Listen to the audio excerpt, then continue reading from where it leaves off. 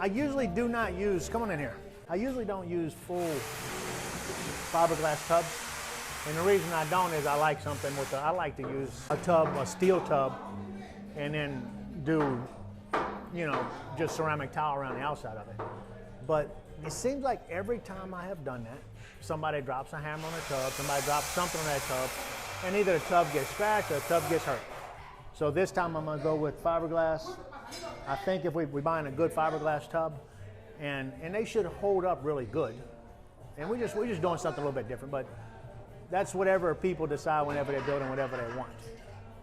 You know, it's not gonna be any big deal. I can easily have somebody come for about $400 and completely refinish that whole tub. If somebody drops something on it and busts a hole in it, I can have somebody for $400, they'll come fix it, and you'll never know it was ever hit. Oh. It'll be perfect. So that's not a real expensive fix. We got ceramic tile, no, you gotta retile the whole shower.